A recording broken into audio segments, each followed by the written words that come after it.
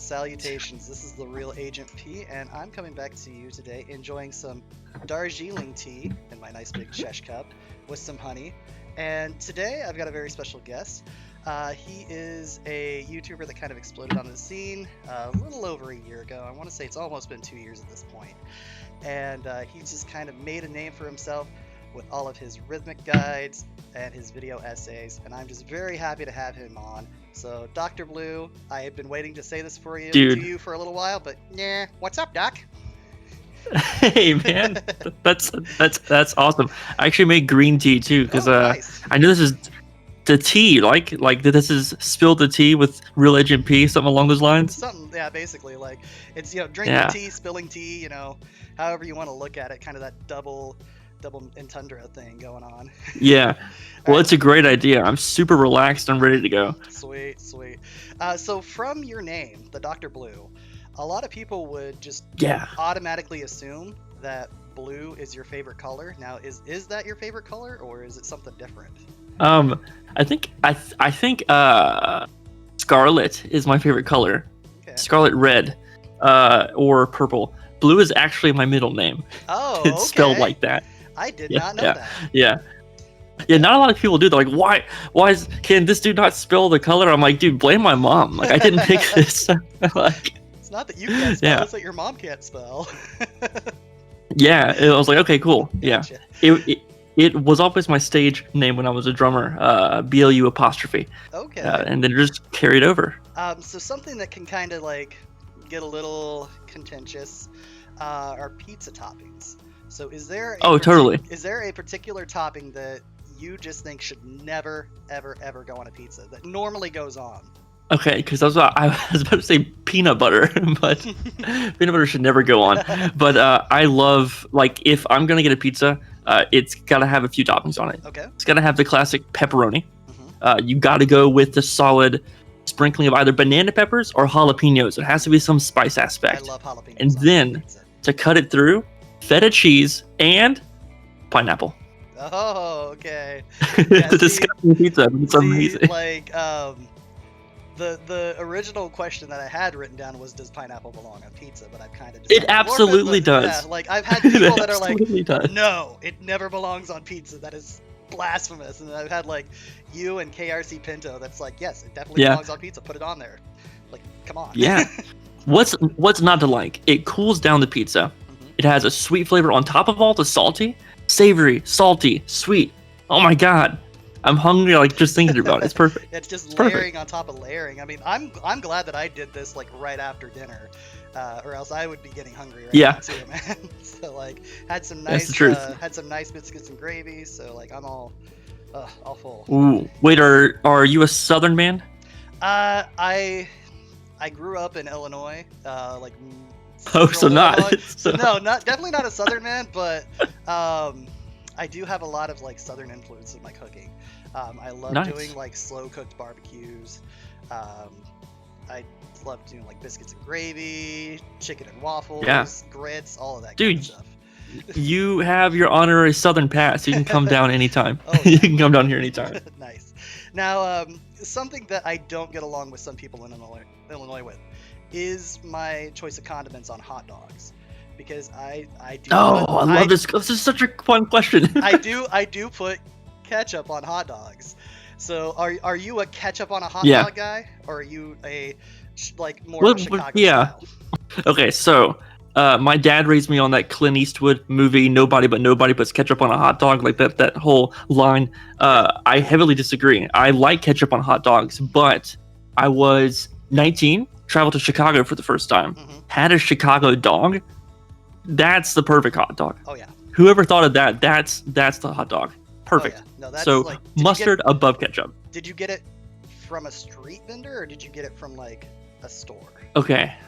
What was this? It was so cold that I had to wear 2 pairs of jeans. I'm not even gonna like it. It was like Thanksgiving. Starbucks on every corner. And I think I just dove into the first shop that I saw because I wanted to get out of the cold. Gotcha. So it was a shop, but it had a Chicago feel to it. Okay, yeah, most of them do. Like, they have a very like Chicago-esque-ness that you can just kind of feel, and as soon as you walk in there, you're like, and I need a hot dog with like peppers and onions Yeah. and everything in it. Yeah, it definitely broke my heart when Sonic took Chicago dogs off of their menu. That was my go-to dog. Yeah, right. Yeah. Um, Yeah. Now I don't know if you have Freddy's down there at all, or if that's We something. just got Freddy's. Okay, their Chicago style dogs are actually really good. So I didn't even know they had Chicago style dogs. yeah, they got Chicago. I'll style have to dogs. check it out. Yes, yes. If you're hankering from Chicago for some Chicago style dogs, that's like one of the better places to go to get it.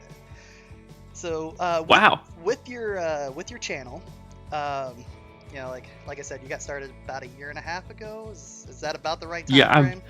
I guess I'm approaching 2 years in June or July. Okay. And like I said, you exploded onto the scene because you've had like a lot of subscribers in that small period of time, especially for like an FGC channel. Like you've just kind of blown up. What made you decide to start doing content, and what made you pick the kind of content that you decided to do with like the rhythmic theory and all that kind of stuff? Yeah, so on this side of the wall, I'm sure like I'll show it off one day. I was a music teacher before I became an FGC content creator, but I was also pursuing a degree at the same time. I'm almost done with college, but at the time my degree got so intensive that I had to leave music, and because I was living on campus, I couldn't bring my drum set into this small, thin-walled condo, and so I was hankering, right? Because I would play Dragon Ball all the time just to blow off steam. It got to the point where I was teaching music so much that I actually couldn't listen to it anymore. I was like, I need something else. So I was jet lagged at like 4 a.m.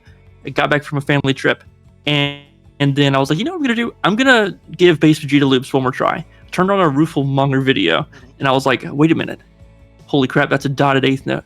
And I felt like the triplet rhythm emerge. And I'm like, I've never seen anyone break it down like this. If I can find a way to put this on a rhythmic grid, I'm sure it could happen. And like I texted my wife at like 5 a.m. I'm like, you'll never guess what I'm doing. She's like, that's great, you know, like geek. Like, what do you want?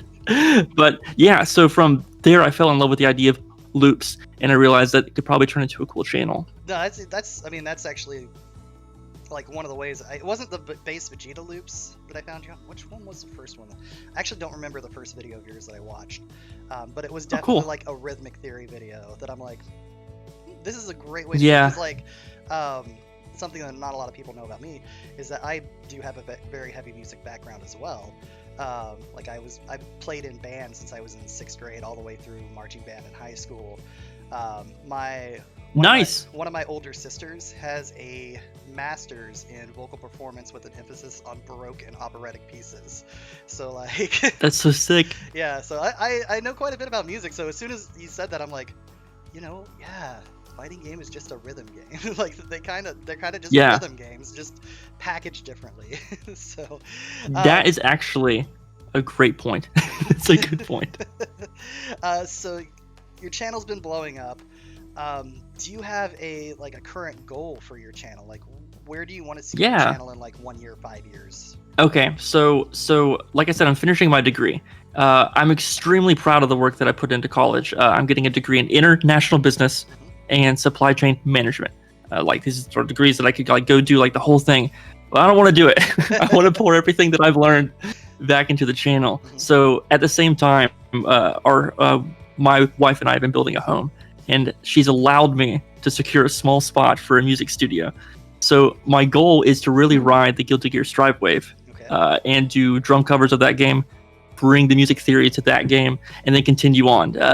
I don't have like any hankerings to be, you know, an FGC like stick around, but there's something about that game that just makes me want to invest more into this scene. Oh yeah, no, I totally like just jumping on it from Dragon Ball FighterZ just to that was just mind-blowing to me, because I've played fighting games for a long time, but I've never been like heavily invested into a fighting game until Dragon Ball FighterZ, and then I was like, oh my god, this is great. And then like Strive came out and all the hype around it, and everybody's like, oh my god, Guilty Gear Strive, and I'm like, you know what, I'm gonna check it out. And then it just immediately grabbed me and pulled me in, and I'm like, yeah, I get it, guys. I get it.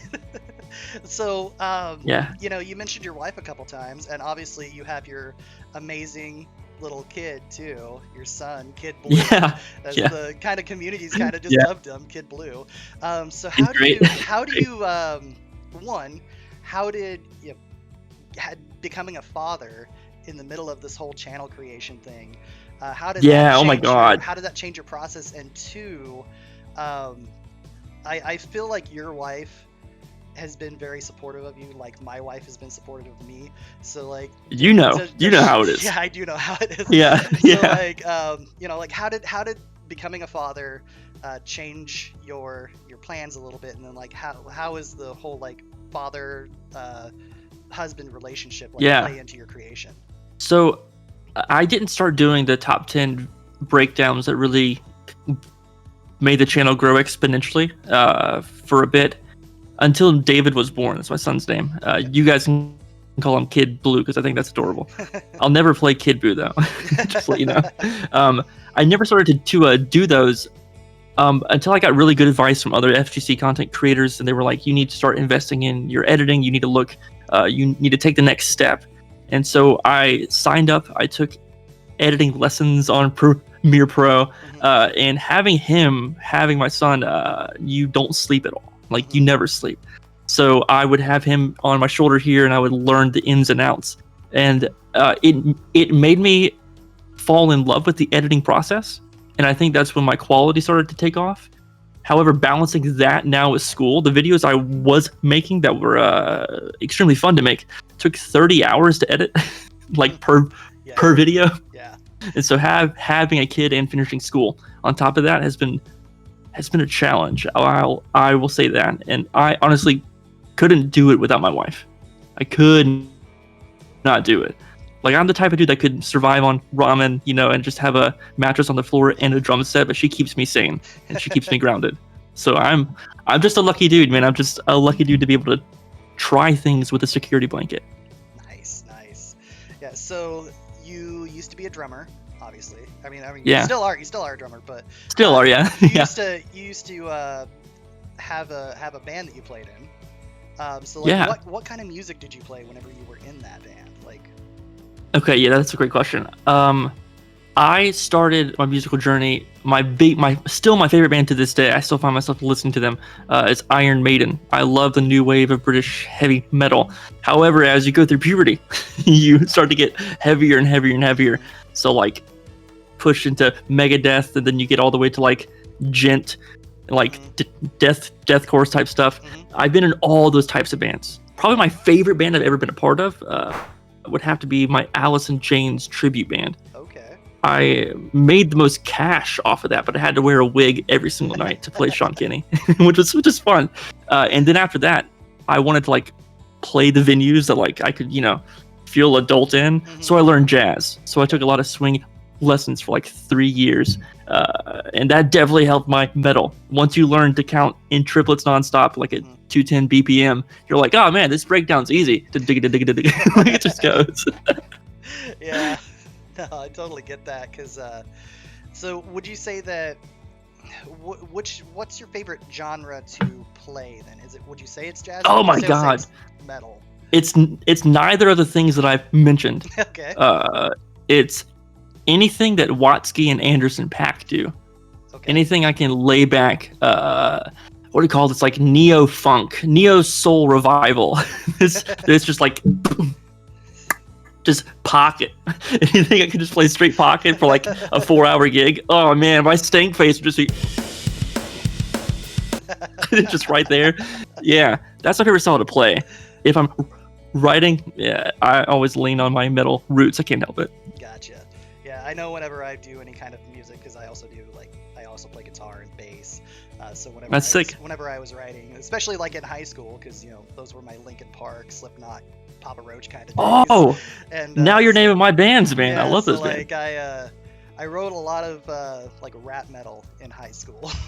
Never put anything to tape or anything like that, and might have to try some once we get the studio fixed. But yeah, you have to. But yeah, that was just kind of my favorite style to write in, and so I totally get your whole like metal vibe there. Which I love how being like a metal guy can throw people off, because like looking at you don't look like someone. No, you wouldn't know. Like heavy metal. Dude, my hair used to be down here. It was like don't talk to me. But like, I smiled too much to be in a metal band. They're like, don't smile in the photo. I'm like, Yeah. hey, mom.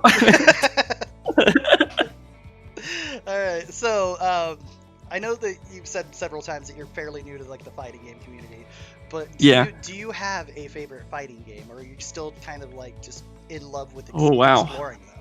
So the thing I've learned about Dragon Ball is that it's incredibly like accessible because it is my favorite fighting game. I still love the 3-on-3, the neutral, the things you can do with the game. I'd say that's still my favorite fighting game. It makes me terribly sad though because my favorite character in the game is Majin Buu, but all of his optimal stuff, like I'm a Buu Bay. Like I'll straight up be like that character all day long, but you can't play it on this delay-based netcode. All of his optimal stuff is tight links, 3 to 5 frame delay. It makes me so sad. Yeah. But Strive gave me the same feeling on good netcode, so Okay. we'll see. I have seen some really, really sick Majin Buu stuff that is like Yeah. crazy loops and combos and like sparkless TODs. Yeah. Yeah. You just don't see enough Buu players online because I know how tight like some of those links are like two frame links. Oh, yeah. They're just so hard to pull off that you don't even see people trying them. Which kind of makes me sad because he is a sick character and he is a very Everyone puts him in S tier, and people are like, "Why?" I'm like, "Man, if we had rollback, I'd show you why. Yeah, if you had I'd run a whole channel in." rollback or offline stuff right now, you know, you'd be seeing, I feel like, a lot more Majin Buus just because of that. Oh yeah, he's sick. Yeah, and then I know that you're a big fan of Emelia. They just had the Ino and Anji trailer, or the Ino and Anji like breakdown. Yeah. What do you think of those two characters? Okay, so out of the two, Ino and Strive looks amazing. Like between me and you and the people at home, she plays a Duesenberg guitar, and my dad restores guitars, right? That's just what he does. He loves the whole aspect. I'm like, hey, is this a good guitar? He's like, that guitar is legendary. Chris Cornell played that guitar when I saw Chris Cornell, and I'm like, oh, cool. So I'm gonna buy one. I'm gonna buy one. Nice. And I'm gonna main that character because that guitar. First of all, I have a drum set, same color as Ino's guitar. Her movement looks amazing. Yeah, it does. I'm going all in on Ino. I'm going all in. Yeah, I still think I'm gonna play Ramlethal mainly, but Ino. Of course. Ino is definitely like, definitely in my wheelhouse as far as like what I'm looking for. And I will say, like, you had a really good RAM. Well, thank you. Like, knowing nothing about the character, I just liked the way she looked and liked the way she felt. So like, yeah, I'm not gonna keep playing her because she's top tier. If they nerf her into the ground, as long as she's still got the normals that she has, I'm gonna be fine. I'm still gonna be playing her. Yeah, I'm surprised I didn't pick her up, but there's something about Strive's super tight links, like the combos were already high execution. The fact that Emelia had her close slash, I believe, the medium input. I'm still learning the lingo. Is multi-hit. It gave me time to like register and hit confirm, and I'm like, okay. And she has loops. Oh my god, this is it. All right, so I mean, you're mainly known as a fighting game guy, but outside of fighting games, what would you say is your favorite game? Oh, Dead Space 2. Okay. Easily, I'm the biggest horror game fanatic in the world. My brother, huge influence on my life. He's definitely still alive. I don't want to like leave him the wrong inference there, but he is a bit older than me, so by the time he moved out of the house, he left me a few things that were super impactful. Resident Evil 4 was a huge thing I had to pick up. He left me a few Iron Maiden CDs, and the rest is history to kind of merge my personality. If I'm not playing a fighting game, I'm probably trying to speed run Resident Evil 2 or 7 or anything in that genre. But Dead Space, I actually have I'm not going to show it, but I have a Dead Space tattoo. It's it's the only tattoo I have. It was definitely a mistake, but I have it. Great game. Nice. Great game. I've actually never played either of the Dead Spaces. They've always looked really cool to me, but I've just never gotten around to trying them out. Resident Evil series is always fantastic. 7 looks always so good. I have to try that one out. Yeah. It just looks, oh man, you got to. Yeah. I was so happy. Well, once I get a PS5, then that'll probably be one that I True. but I haven't been I can't lucky enough believe. to try to get one. I haven't been lucky enough to get one yet. I've been trying, but it's just not happened yet. Yeah, it's the marketing for that console has been a really cool case study to do in school. Like, why would they do it like that? They knew there was a high demand. Where are the PS5s? Right? And it's crazy. It's crazy. All right, so we've talked about music, we've talked about gaming. So let's move on to cinema. What would you say is your favorite genre of movies? And if you have a favorite movie, what would that one be? Okay, so I'm a huge nerd. And by nerd, I mean it in like the connotation that like anything geek culture, I'm all about. You can't miss with the MCU, and I know that's such like what a loser. I'm a DC guy, okay? Anything Green Lantern, like that's how nerdy I go. Like my favorite superhero is like Hal Jordan. Like you can't get much more like white bread than that. but the MCU has hit me in every single way. Yeah. I'm the type of guy who watches comics explained and Emergency Awesome, and I'm like, I need to know what exactly they're doing. What comics do I need to read? Yeah. That's been my favorite thing. When they stuck the landing with Endgame, I cried in the theater. Right. I turned to my wife and I'm like, look at me. It was our it was our Return of the Jedi moment for this generation. Yes. Yeah.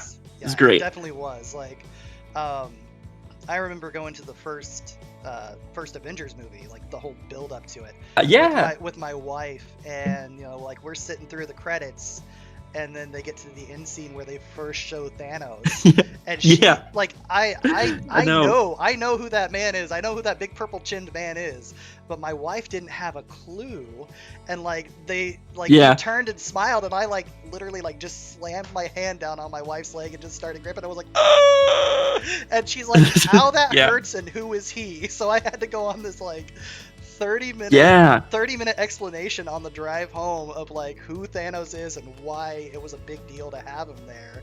I'm sure our wives would get along too, because she's had many a car ride like that. Yeah, so many. Like, the whole MCU is just like fantastic. The build up to it. Have you been watching WandaVision at all? Finished it today, which is here's why I love WandaVision. Yeah. It's the first MCU prop. For me, because I haven't seen the last episode yet. So I've seen all the way up to that, but yeah. Okay, it's the first MCU property I can watch with my wife, and she actively pays attention. Okay. Because we love watching sitcoms. Like, that's our thing. Like, we'll speed run Friends and Modern Family and anything you can throw in front of us that's a sitcom with a laugh track. Okay. Just like to have that feel good vibe. WandaVision is the first show where we can be like, oh my god, Elizabeth Olsen deserves like all the awards. Yeah, she does. Decades of sitcoms, and it's just all well put together. I'm not going to spoil the last one. It has some interesting implications for the MCU. Nice. Man, I can't wait for Marvel vs. Capcom 4, dude. I'm being on all these videos. Oh, like, man, I'm gonna love it. This is like I'm not wearing it right now, but I have like whenever Marvel vs. Capcom 3 came out. Hot Topic, I bought a Marvel vs. Capcom 3 shirt that's got like, all of Marvel on one side, all of Capcom on the other, and I still have it. It still fits me. I still wear it around. That's amazing. Yeah, no, it's fantastic.